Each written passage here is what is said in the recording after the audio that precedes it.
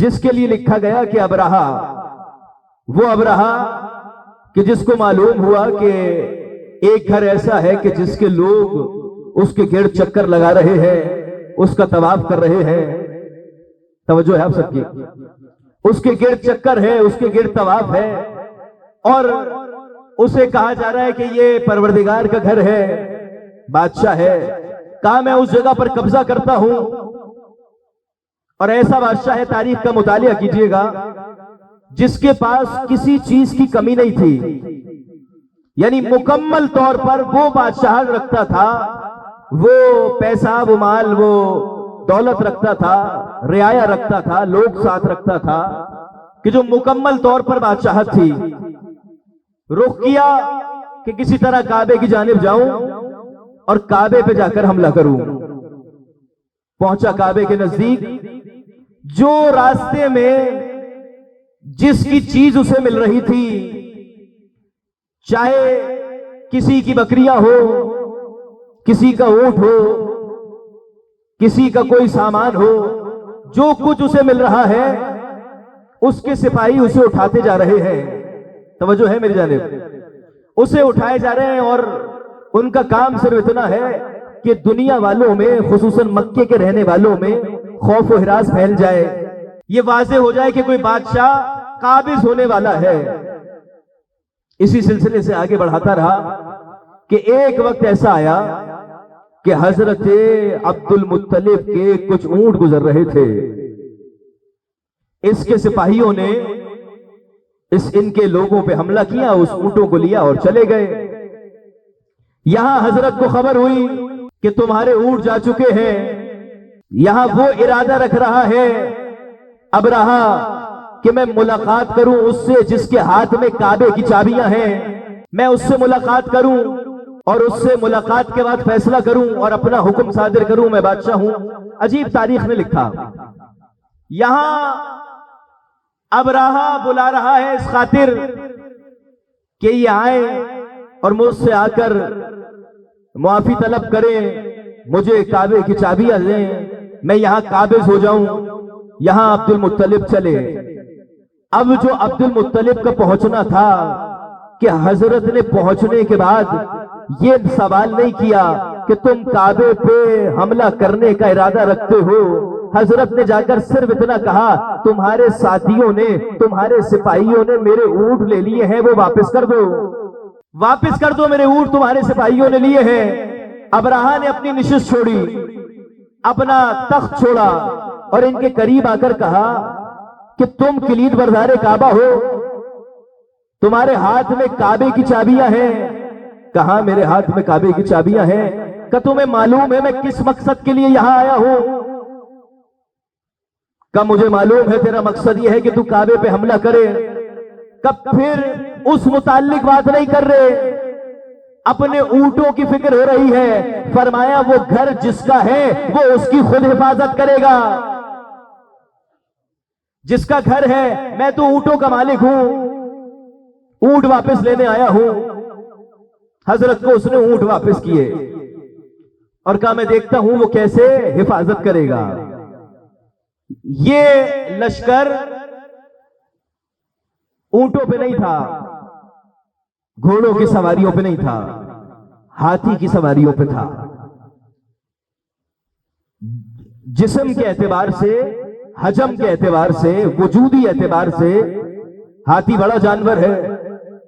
لکھا گیا کہ کئی ہزار ہاتھی اس خاطر چل رہے ہیں کہ خانہ کعبہ پہ حملہ کریں اور کعبے کو اٹھا دیں. ہاتھی موجود، اس پہ سپاہی موجود، اور ان کے پاس اس زمانے کا سب سے بہتر ہتھیار موجود، اور چل رہے ہیں اس خاطر، میرے ساتھ ہیں آپ، اور چل رہے ہیں اس خاطر کہ جا کر حملہ کیا جائے. یہاں ان کا یہ ارادہ ہے. لیکن یاد رکھیں مکروا ومکر اللہ واللہ خیر الماکرین. جب کوئی اللہ کے ساتھ مکر کرتا ہے تو اللہ تو بہترین تدبیر کرنے والا ہے.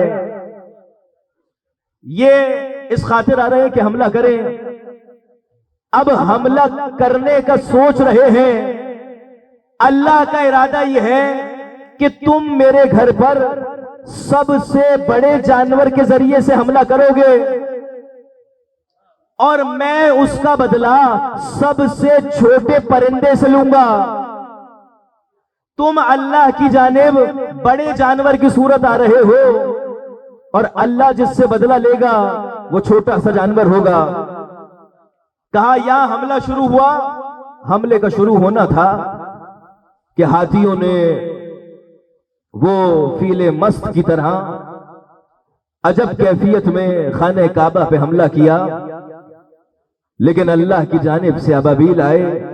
ابابیل کتنا کہ جو مختصر سا پرندہ، مختصر سے پرندے کی مختصر سی چونچ، اور اس چونچ میں ایک کنکر، اور ہاتھی کا وجود کتنا بڑا، لیکن وہ کنکر جس کو لگتا تھا وہ ہلاک ہو جاتا تھا. ایک ایک کنکر گرتا رہا. تاریخ کہہ رہی ہے ایک نہ ہاتھی باقی رہا نہ اس کے سپاہی باقی رہے. سب مایوس پلٹنے لگے اور مایوس پلٹے. جب مایوس پلٹ رہے تھے اللہ نے روایت دیکھیے گا، علامہ عسکری نے اس روایت کو لکھا. اللہ نے، توجہ میری جانب فرمائیے گا، اللہ نے اس وقت ابابیلوں کو، جو ابابیل حملہ کر رہے تھے، ان میں سے جبرائیل کے ذریعے سے ایک ابابیل سے کہا کہ یہاں کعبے کے نزدیک کہیں اپنا گھر بنا لو. جب حملہ کر رہے تھے تو کہا کعبے کے نزدیک اپنا گھر بنا لو، جب ضرورت پڑے گی تمہیں دوبارہ بلائیں گے.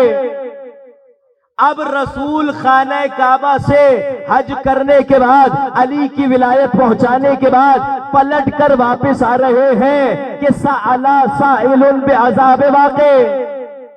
ایک سائل ہے جس نے آ کے سوال کیا، حارث بن نعمان نے آ کر سوال کیا کہ اے رسول، یہ جو تم علی کو ولایت کا حق دے رہے ہو، یہ جو تم ولی بنا رہے ہو، یہ جو تم مولا بنا رہے ہو، یہ اپنی جانب سے ہے یا اللہ کی جانب سے ہے؟ کہا میں کوئی کام اپنی جانب سے نہیں کرتا. وما ينطق عن الهوى، میں تو بات ہی نہیں کرتا جب تک اللہ کا حکم نہ ہو، میں تو کلام ہی نہیں کرتا. کہ اگر یہ اللہ کی جانب سے ہے تو آسمان سے عذاب آ جائے، اگر اللہ کی جانب سے ہے تو آسمان سے عذاب آ جائے. قرآن نے لکھا اسے سألا سائل بعذاب واقع، ایک سوال کرنے والا ہے جس نے عذاب مانگا ہے. جب اس نے عذاب مانگا تو اللہ نے جبرائیل کے ذریعے سے اسی ابابیل سے کہا کنکر پھینکو. کنکر کا پھینکنا تھا کہ تاریخ نے لکھ دیا کہ اگر کوئی اللہ کا دشمن ہوگا تو عذاب عرش سے آئے گا، کوئی علی کا دشمن ہوگا تو عذاب عرش سے آئے گا. مل کے باوجہ سے بلند صلوات دیا کریں، صلی اللہ محمد. کوئی علی کا دشمن ہے تو جب بھی عذاب عرش سے آ رہا ہے، اور کوئی اللہ کا دشمن ہے تب بھی عذاب عرش سے آئے گا. کیوں؟ اس نے اپنے عذاب کو مانگا. حارث تیرے مرنے نے یہ سب کو بتایا ہے. دو مصرے آپ کے حوالے کر رہا ہوں. حارث تیرے مرنے نے یہ سب کو بتایا ہے، جو منکر حیدر ہے وہ مار ہے کنکر کی. کیا مانگا؟ عذاب آ جائے. عذاب آ گیا. کہ یہ جو عذاب آ رہا ہے یہ اس پہ آ رہا ہے جو ولایت سے دور ہو رہا ہے. یہ عذاب اس پہ آ رہا ہے جو اطاعت گزار نہیں ہے.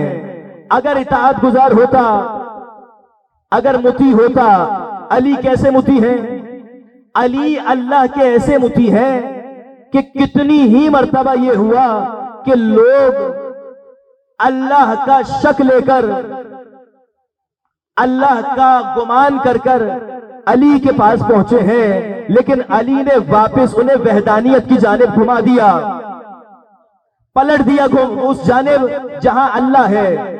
اب ذرا ایک منزل پر آئیے گا، اپنے ذہنوں کو قریب لائیے گا. آپ نے خیبر کا واقعہ سنا ہے نا؟ دو چار سر ہلا رہے ہیں. سب نے خیبر سنی ہے نا؟ اچھا، آج کل کے دن میں، ان ایام میں جو گزرے ہیں، چاہے پاکستان کے حالات ہو چاہے ایران کے حالات ہو، تو بہت اچھا ہے کہ جنگوں سے واقف رہیں. علی کی جنگیں سنیں گے تو نتیجہ بہتر ہوگا. خیبر میں ایک نئے جہد سے آپ کے سامنے ایک بات کو رکھ رہا ہوں. خیبر کا واقعہ جب مکمل ہوا تو مولا کا کام، امیر المومنین کا کام تو غیر عادی کام ہے، مختلف کام ہے. کبھی ایک جیسا کام نہیں کرتے علی. جو دنیا کرتی ہے علی اس سے ہٹ کے کر رہے ہیں. ایک ویڈیو چلی، آپ سب نے اسے بہت دیکھا کہ خیبر کوئی اتنا بڑا دروازہ نہیں تھا، بہت مختصر سا دروازہ تھا، چھوٹا سا دروازہ تھا. جو ویڈیوز آپ نے یقیناً دیکھی ہوں گی، کوئی بڑا دروازہ نہیں تھا، چھوٹا سا دروازہ تھا. ٹھیک ہے، مان لیتے ہیں چھوٹا سا دروازہ تھا، لیکن کیا کوئی چھوٹا سا دروازہ بھی 2 انگلیوں سے اکھاڑ سکتا ہے؟ غیر معمولی کام ہے نا مولا کا کام، علیحدہ کام ہے. علی نے وہ طویل خیبر کا دروازہ اکھاڑا اور کچھ لوگوں نے یہ شک کیا کہ علی کوئی ولی نہیں ہے، علی کوئی نبی کے وصی نہیں ہے، علی کے لیے اللہ کا گمان کیا. یہ سوچنا تھا، مولا تو علم غیب رکھتے ہیں نا. مولا کو خبر ہو گئی. خیبر اکھاڑنے کے بعد، جنگ خیبر فتح کرنے کے بعد علی اپنے خیمے میں پلٹے. تاریخ کہہ رہی ہے خیمے میں پلٹے ہیں کہ کیا منظر دیکھا. کمبر کو کہا، کمبر جو کی روٹی لے کر آؤ، مجھے غذا کی ضرورت ہے. آ گئے دروازے پہ سب لوگ. دیکھا کمبر سے روٹی منگوائی ہے. مولا نے اندر بلایا، سب خیمے میں آ کے بیٹھ گئے. مولا نے کمبر کے ہاتھ سے روٹی لی. عجیب منظر ہے. ہاتھ سے روٹی لی، اپنے زانوں پہ رکھی اور روٹی کو توڑنے کی کوشش کی. وہ علی جو خیبر فتح کر کے آیا ہے، وہ علی جس نے 2 انگلیوں سے خیبر کو اکھاڑا ہے، علی سے روٹی نہیں ٹوٹ رہی. حوالے کیا کمبر کو، کمبر اسے کچھ دیر پانی میں رہنے دو. یہ تو کیا سوال لے کے آئے تھے، سوال ختم ہو گیا ذہنوں میں. اٹھایا پانی سے، جب وہ نرم ہو گئی تو اٹھانے کے بعد اپنے زانوں پہ رکھا اور اسے توڑا. سوال کر رہا، انہوں نے سوال کرنا شروع کیا. کہنے لگے مولا ابھی ہاتھوں سے خیبر اکھاڑا ہے، اب یہ نہیں ٹوٹ رہی. فرمایا وہ میرے پروردگار کی طاقت تھی، یہ میری ذاتی ہے. وہ مجھے اللہ نے طاقت عطا کی تھی. کون ہے علی؟ ایسا اللہ کا مطیع ہے، ایسا اللہ کا اطاعت گزار ہے کہ اگر لوگ شک کر رہے ہیں اللہ ہونے کا تو علی انہیں اس جانب لے آ رہے ہیں کہ جہاں وحدانیت ہے، جہاں اللہ ہے، جہاں پروردگار ہے. اور اسی طریقے کا تاریخ نے لکھا کہ جس طریقے کا عنوان اللہ نے علی کو عطا کیا، ایسے ہی مطیع لوگوں میں، اللہ کے اطاعت گزار لوگوں میں، آپ حضرت ابو الفضل کی زیارت کو پڑھیں گے. مطیع لوگوں میں اللہ نے ایک اطاعت گزار کا نام لکھا، باب الحوائج، حضرت ابو الفضل عباس. فضائل کے باب میں مولا عباس کے عموماً فضائل نہیں ہوتے، میرے پاس وقت بھی ہے. کچھ فضیلتیں مولا عباس کے متعلق سنیے گا. جو ایک صلوات ہدیہ کریں بآواز بلند، ما صلی علی محمد وعلی محمد. مل کے بآواز بلند صلوات ہدیہ فرما دیں. اللہم صلی علی. اگر آپ بیدار ہیں تو یقیناً ایک اچھی بڑی تعداد میں بآواز بلند صلوات پڑھ لیں. اللہم صلی علی. یقیناً آپ اس سے بہتر پڑھ سکتے ہیں خاندان اہل بیت پہ بآواز بلند صلوات. اللہم صلی. اللہ اکبر. یا رسول اللہ، یا علی.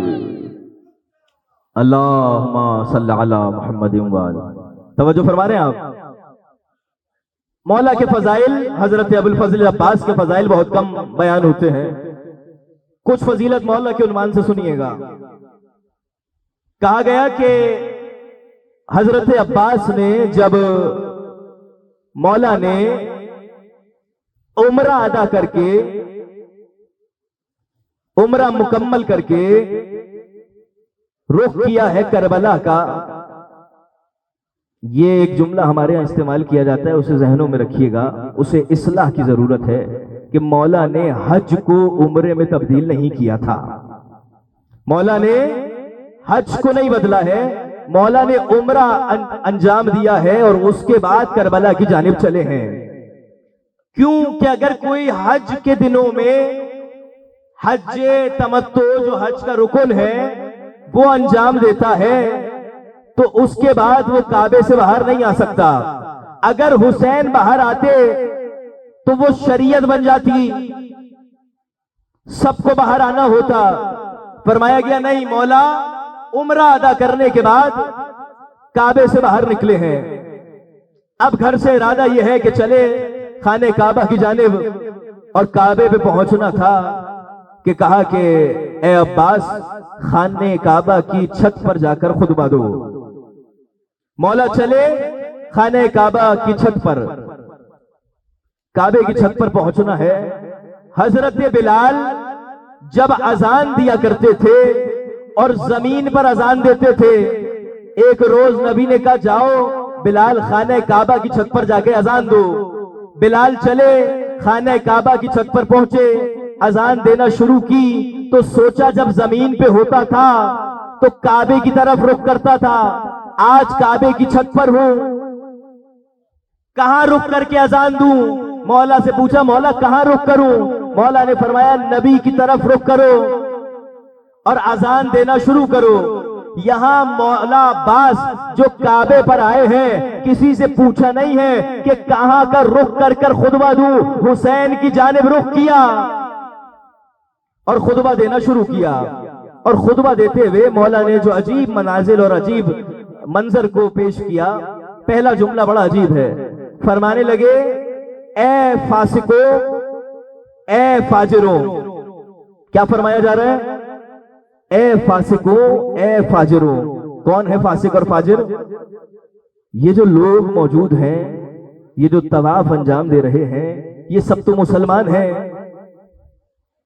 بھائی، یہ تو مسلمان ہے نا سب، یہ اللہ کی نماز پڑھنے والے ہیں، یہ روزہ رکھنے والے ہیں، یہ سب مسلمان ہیں جو کعبے میں موجود ہیں، طواف انجام دے رہے ہیں۔